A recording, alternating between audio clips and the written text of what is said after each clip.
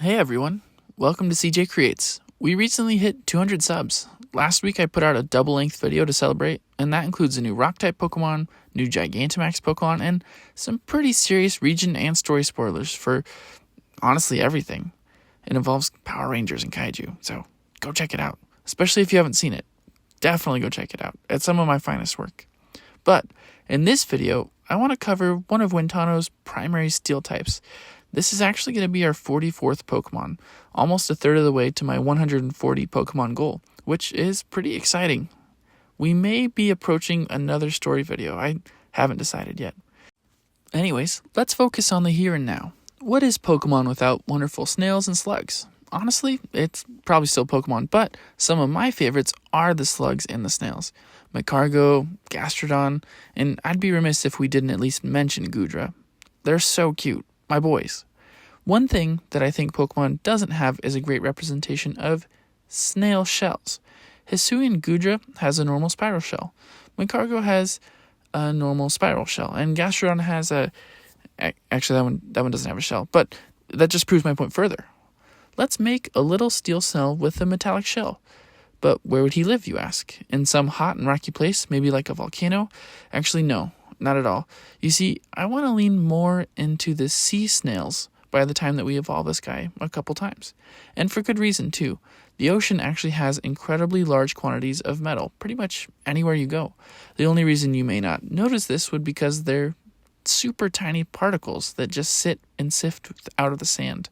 And some places, you can even take a strong enough magnet to the beach and just pull fragments of iron up out of the sand. Crazy. I want our Pokemon to have access to those deposits in order to build up the walls of its shell as it grows.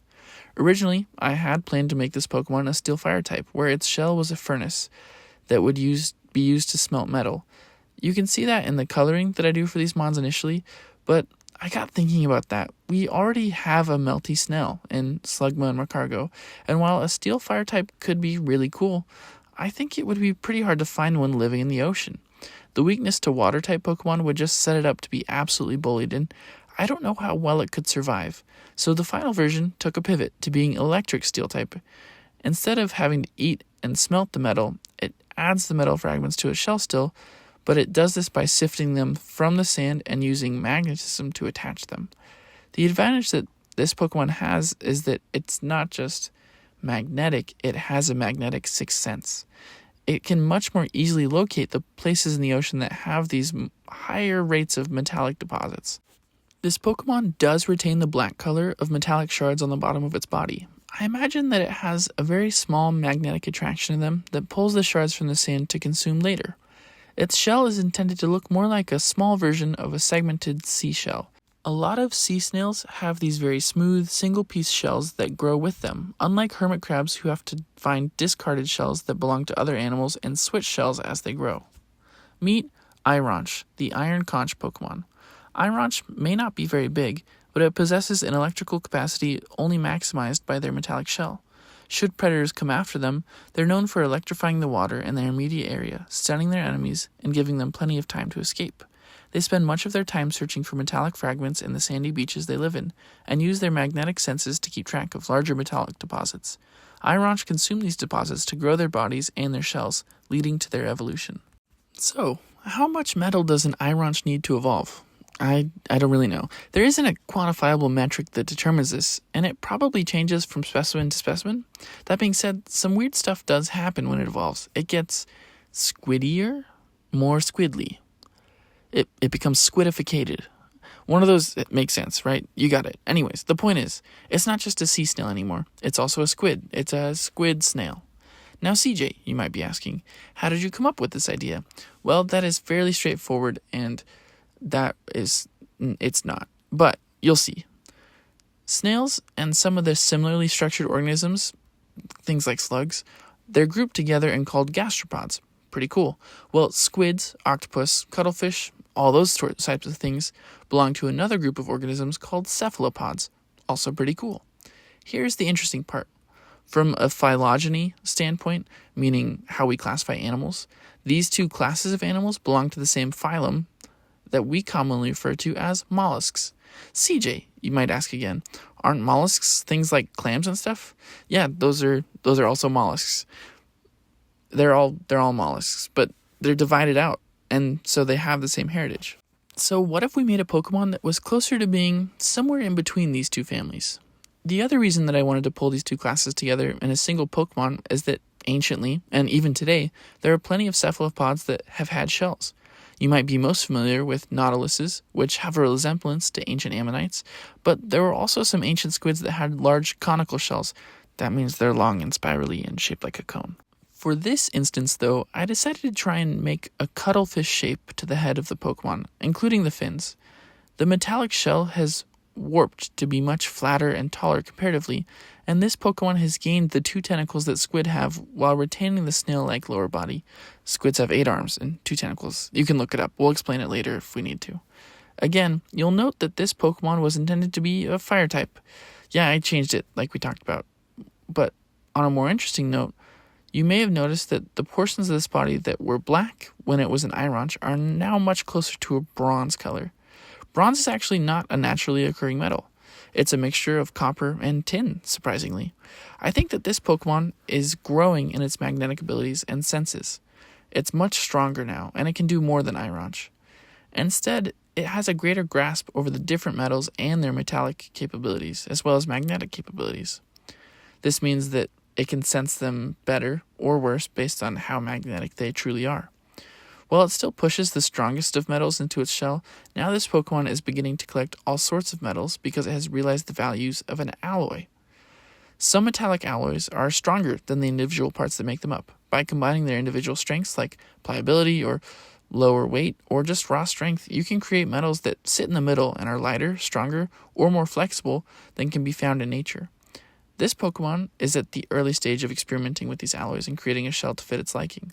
I imagine that for the sake of lore, it could be said that in the wild, this Pokemon can be found with various shells or patterns of shells that are composed of different alloys that they create over time.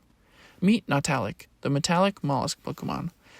Nautallic are generally unbothered by their environment or other Pokemon around them, as seeking out new metals has become their primary focus. Their immense electrical power makes them difficult targets for predators, and their shells protect them against those who can withstand the shock. Nautallic often experiment with adding new metals and different combinations to their shells to create the perfect alloy. This leads to many Nautallic having completely unique shells with different strengths and patterns. And for today's final Pokemon, we're going to evolve Nautallic. We have 2 competing themes here that really need to be explored and grown. First, let's talk about our squid-snail combination to create the ultimate mollusk. Physically, we aren't going to make drastic changes to the squishy snail body that we had previously. We're going to add an extra set of arms to enhance the squid-octopus feel, though. There is one thing that we're going to do to enhance this combination of mollusk classes that you may not have seen coming. Squids and octopi famously squirt ink. I think everyone knows that. But I think we can do something a little bit more fantastical. Let's give our Pokemon the ability to dispel iron particles into the air or water like an octopus would with its ink. In fact, this ties directly to our electric typing. What if this Pokemon could dispel the tiniest pieces of metal into the air and then run an electric current into it, essentially mimicking storm clouds? Then we tie in our magnetism powers, and this Pokemon can essentially create and manipulate localized thunderclouds at will. In battle, these clouds can blind, distract, and attack opponents to make up for what would otherwise be a pretty slow Pokemon. So how will our Pokemon put out these clouds? Well, it has a very specialized shell. I was looking at examples of conical shells online for research and came across a couple of examples that had spiraled upwards but had a large gap running through the center. Instantly, I fell in love with the shape, but I wanted to do more. I mashed it up with a more traditionally conch shell shape, including the asymmetrical spikes on the side, and boom, a perfectly Pokemon shell. I chopped off the end of these spikes, with the exception of the top spike, to create a space that this Pokemon could use to expel those metallic particle clouds we talked about. Now we have a wholly unique squid snail that has a shell and abilities to match. It really stands apart from the other squid and slug Pokemon. The other concept that this Pokemon has played with previously was alloys, the mixing of different types of metals that it finds on the seafloor in order to create the ultimate shell. Metallurgy is the branch of science that specifically deals with analyzing producing, and even purifying metals. In my eyes, this Pokemon needed to become kind of an expert on metallurgy, able to identify and manipulate metals with the powers of magnetism. You'll notice that each ring of its shell has a different metal or alloy. This is to create the penultimate metallic shell. Just like with Nautallic, each of these Pokemon have different opinions as to what the best shell might be, and they generally go ring by ring to create the next layer of alloys. I think that things like iron for strength or copper for conductivity, etc., maybe even gold as like a symbol of craftsmanship, these could all take place within a single shell. These Pokemon take pride in their shells, and so a balance of utility and beauty is often sought after. Meet Slugurgy, the metallurgy Pokemon. Slugurgy are decently large Pokemon that aren't difficult to find sifting through sand on the seafloor. That being said, they can be quite difficult to approach. With their extrasensory abilities and electromagnetism, they can often detect threats from a great distance. They will then dispel clouds in the area, full of metallic particles that can be discharged into when a foe approaches. This greatly increases their range and makes them a difficult Pokemon to avoid should they deem you a threat. And that's it for today's episode. It might feel a little smaller than last week's, but that was a special occasion. I cannot do that much work every single time. That being said, we're almost halfway there to getting that first monetization benchmark, which is just crazy to me. Thank you for everyone that's subscribed, and I hope you guys know it means the world to me. And if you haven't subscribed yet, thanks for watching. I hope that I can keep delivering interesting designs and concepts that one day earn your subscription. Until next time, thank you, and go make something incredible of your own. I can't wait to see what that looks like.